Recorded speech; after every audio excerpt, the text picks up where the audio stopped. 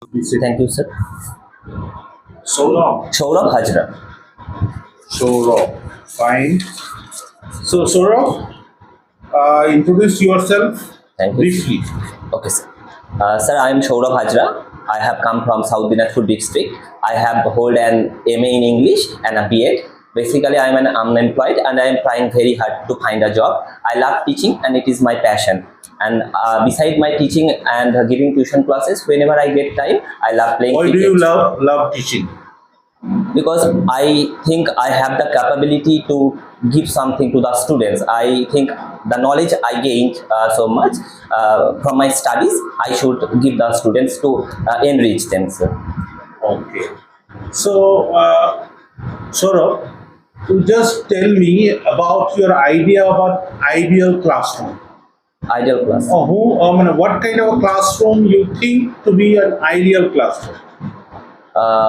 First of all, an ideal classroom should be an arranged and well organized. And if it is a classroom for the students of lower class, it should be colorful and well decorated. And the atmosphere should be noiseless so that the students can hear the teacher pretty well. What the teacher is trying to convey the message or trying to teach the students so that they can easily get it. And there should be two-way conversation, very obviously, and that is the only way the student would understand the things very well. Okay, fine.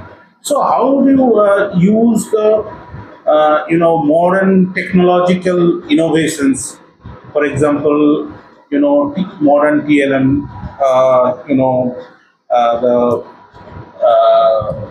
the audiovisual aids like AI. Okay, the modern cultural aspects. How would you use all these things for teaching in the classroom?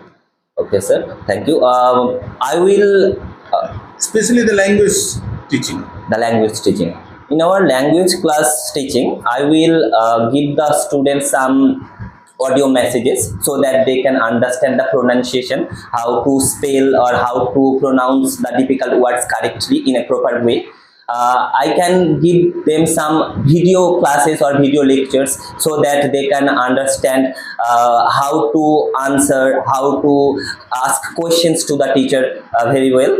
And I will give some PPT to them as well so that they can understand it very well. Difficult words. My last question. Okay, sir. It's regarding the evolution process. Evolution. Yes. You know that today is the age of technology. AI is everywhere in everyone's hand. If you give any kind of thing, any kind of home task, or any kind of evolution process or like question answer or something, they will make all the solution for taking help from the AI. So how would you tackle the situation? Any kind of alternative situation, alternative strategy that you may take to bypass such kind of copy and paste situation, copy and paste things from the students. How would you use your strategy to evaluate the students in this particular time? I think I will give them group study, or I will give them some task in a group way so that they can put their own views and their own ideas in that work. And I think if they have the opportunity to incorporate everyone's ideas, they will think that it is better way than copying from other else. Right. Okay. Yes. Your concept about metaphysical poetry and some poems. Metaphysical poetry. So metaphysical, that term, it is symbolic. Metaphysical, that is beyond physical. In metaphysical poems, we can find some specific similes concepts, that is metaphysical concepts. Here the poet bring concepts or similes from beyond from the physical level. A famous metaphysical poet I would like to mention, John Donne. He uses the hemispheres to connect the two levers or the two legs of a compass to describe the two love souls, that they are although they are separated from each other, but at the one point they are connected with each other. So, Mr. Saurabh, as a human being, suppose you are a teacher. My question is, what's the main difference between a teacher and an AI? I should have the empathy for the students. I know the teacher, many of the students have come from the rural background. They have not studied English so much. So whenever I will teach them English, I have the understanding that whether they can gain the thing I am trying to give them, that I have, but the AI doesn't have that quality. They does not generalize the students whether they are capable to accept the message or not. But as a human being, as a teacher, I can identify and differentiate the things. But whenever we ask something from AI, it's prompt. AI is prompt to give that answer, but human being can't answer that at that moment. Do you support it? To some extent, sir.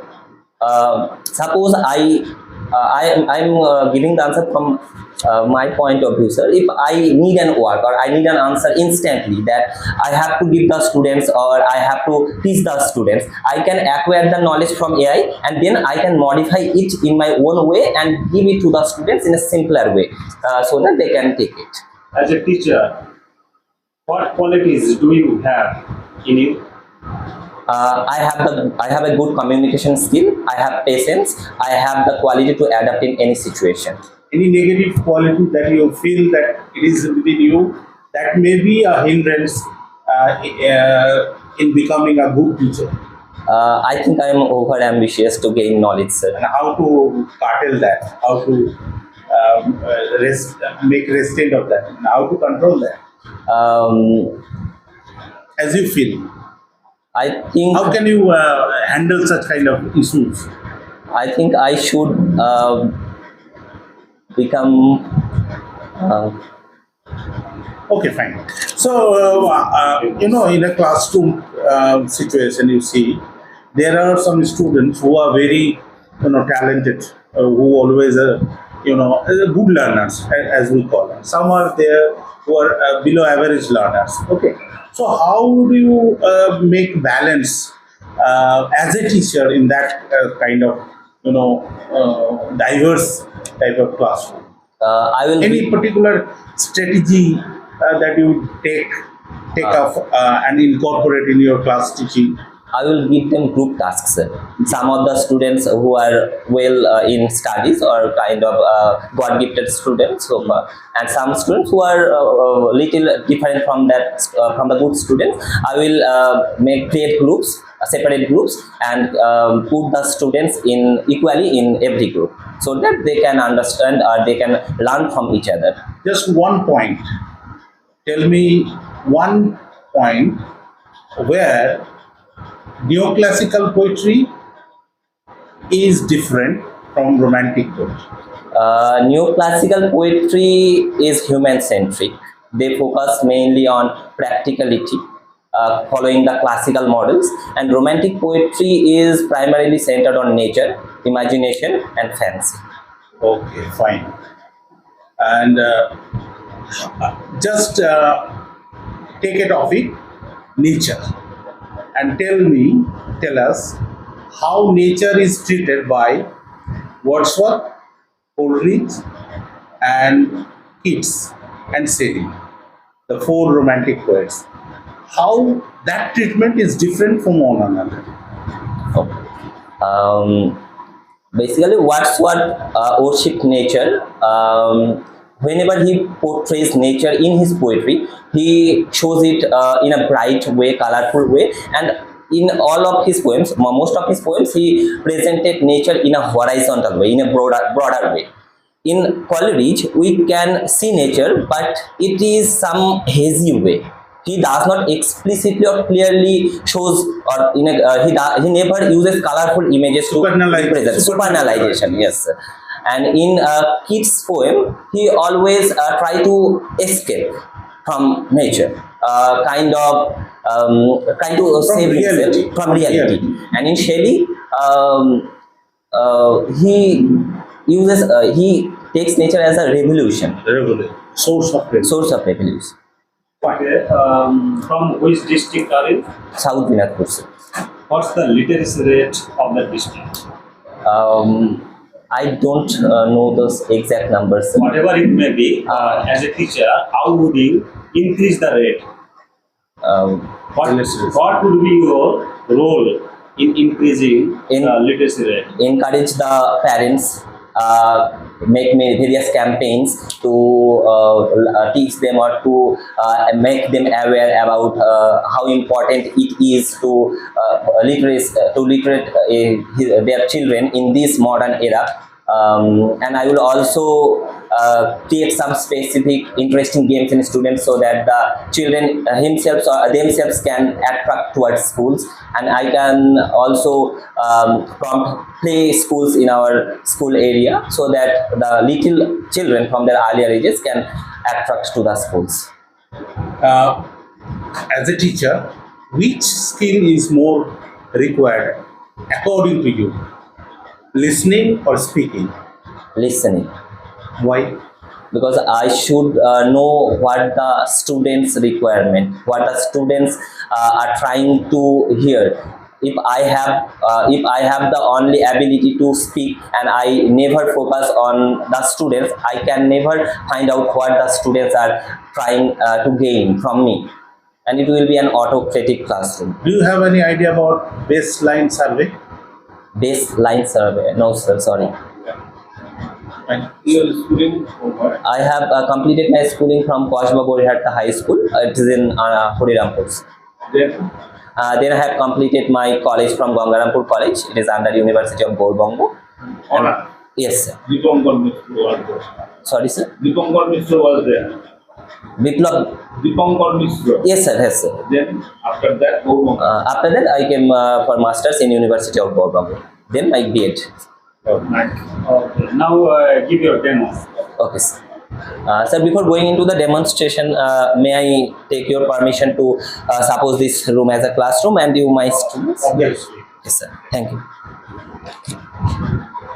You can use duster and Okay, sir. yeah. Good afternoon, everyone. Please sit down. How are you doing? Very good. So, what did I tell you in the last class?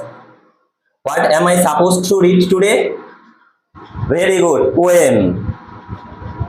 So, before going into the poem, let me ask you an interesting question. How many of you have read Aesop stories or watched the cartoon Panchotantre's Golpo? How many of you have done it?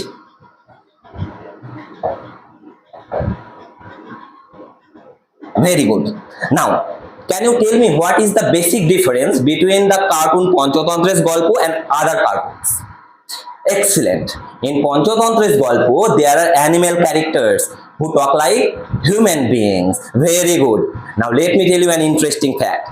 In our literary terms, this kind of narratives where animal characters are presented and they talk like human beings are called fables. And this kind of narratives ends up with a moral message. So, what is a fable? And in our today's class, we will read the poem Fable by Ralph Waldo Emerson. Ralph Waldo Emerson was an American writer, was an American poet, essayist and philosopher of the 19th century. Now open your textbook and get ready with a pen and paper. Okay, so what have I just said? Fable. What are the characteristics? What are the characteristics? Very good. Animal characters.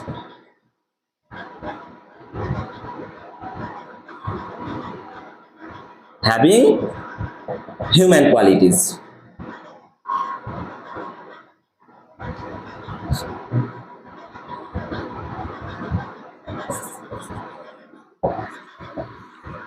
And aims with a moral message.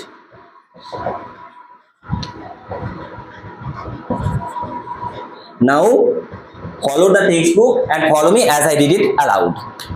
So the name of the poem is Fable. The mountain and the squirrel had a quarrel. The farmer called the latter Little Prig. Ban replied, "You are doubtless very big, but all sorts of things and weather must be taken in together to make up a year and a sphere." Now look at the first line.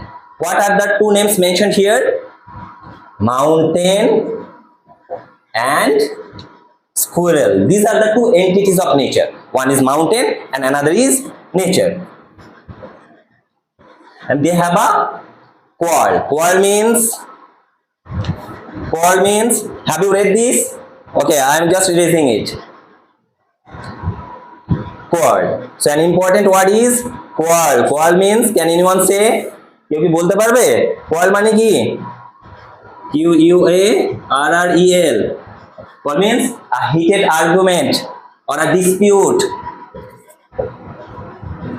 So we can see that the mountain and the squirrel had a dispute over something. Now, and the farmer called the latter. Now, can you tell me who is the farmer and who is the latter? Again, look at the first line. Whose name comes first? Very good, mountain. And whose name comes later? The squirrel.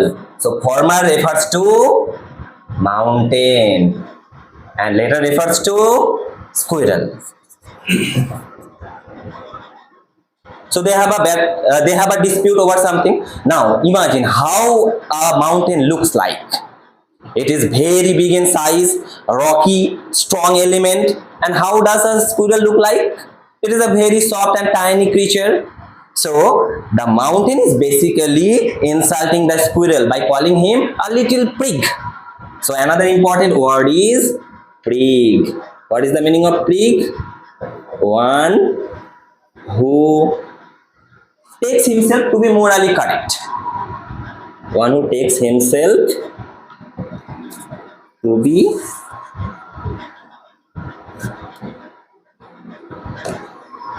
can you see these writings from the last bench? Okay, very good. Now write it down.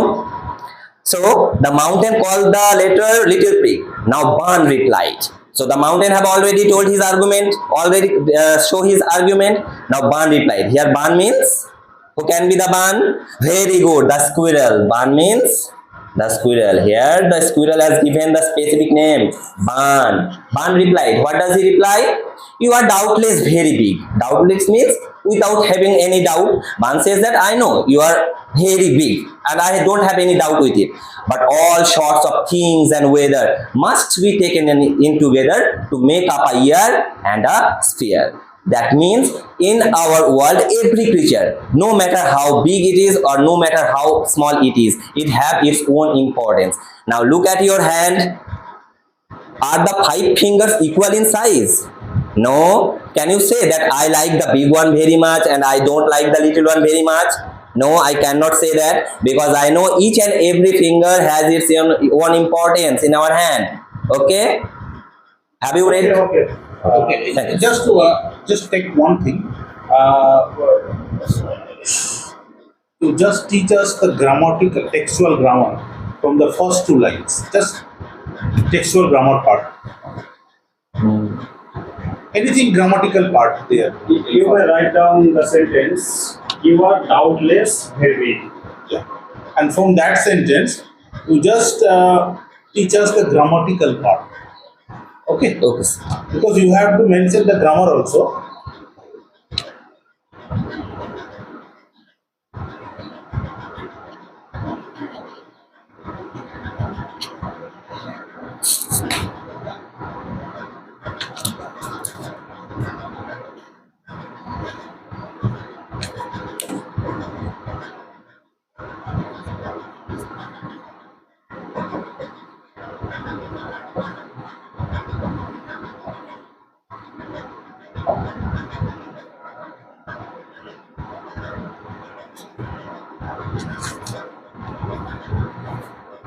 Okay. Now, in this sentence, we will try to understand the various parts of speech. You know pretty well what are the parts of speech. Now, you will try to answer which words belong to which part of speech.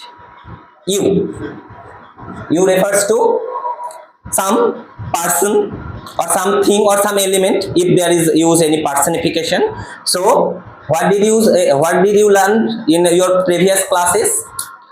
Anything that is named specific name that will fall under noun, and if there is another word used to describe any person, thing or any object, what will it be? What are we use instead of nouns? Very good, it is pronoun. So you falls under the category of which part of speech? Pronoun. Very good. Now are means হওয়া, তাই তো? So are belongs to which category? It is, okay, let me tell. It is a verb, helping verb. You know, you have already known there are two kinds of verbs. One is main verb, another is helping verb. So are is a helping verb. Is it working as helping verb here? No, in this sentence the are is, sorry sir, in this sentence are is not working. Usually we know are is a helping verb, but when the helping verb itself shows your situation or your position, it will work as a main verb. So will the here does the word It's a verb. It's What's a the- verb. okay. Fine. Pass of. You are going to the pass of speech. So it's a verb. You just mention the verb and then carry on. Now We thou, have already seen that you are well familiar with the topics. Now, in this sentence, you are doubtless very big. You have to convert it into a negative one. negative word. Yes. That means negative sentence. I have You Change it are into negative. doubtless very big. You have to convert this sentence into a negative one, negative sentence. I don't have any doubt that you are very big. Right Okay. it down.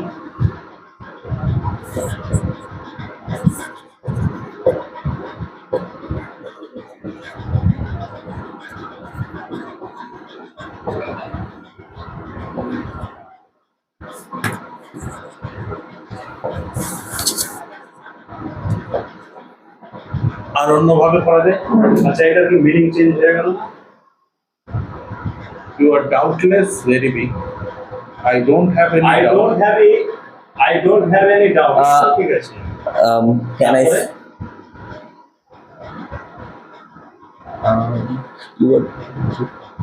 You are very big without having any doubt. You are very big without having any doubt. তুমি কি ঠিক লিখেছো? Just একটু confidence মানে কনফিডেন্সের সাথে বলতে পারো? This sentence is written in simple sentence and it is written in complex sentence.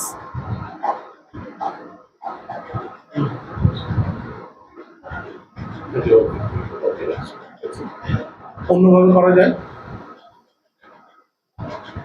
ডাউটলেসটাকে যদি করো, চেঞ্জ করো, Without having any doubt. আনডাউটেড। আচ্ছা এটা বাংলাতে বললে কি হবে? যে আমার কোনো ডাউট নেই যে তুমি খুব বড়। তুমি খুব বড়। যাচ্ছে মিনিংটা ঠিক যাচ্ছে? না, you are very big.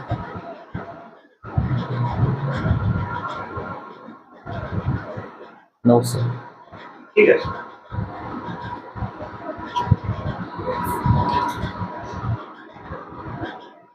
Okay, anything more? Fine. Sourav না? ঠিক আছে, সৌরভ। নেম সৌরভ, একদম ঠিক আছে, সৌরভ। একদম ফার্স্ট ক্লাস হয়ে যায়। ফাইন। মানে কন্টিনিউ করে যাও। Adventures can carry the day. আর তুমি লাস্টে এলে লাস্টে দিনটা তুমি জিতলে। ওকে, ঠিক আছে? আমি আটকে হ্যাঁ, ভিডিও করবো। না, দারুণ ভালো একটা মানে ডেমো ভালো হয়েছে। ইন্টারেস্ট কিছুটা ভালো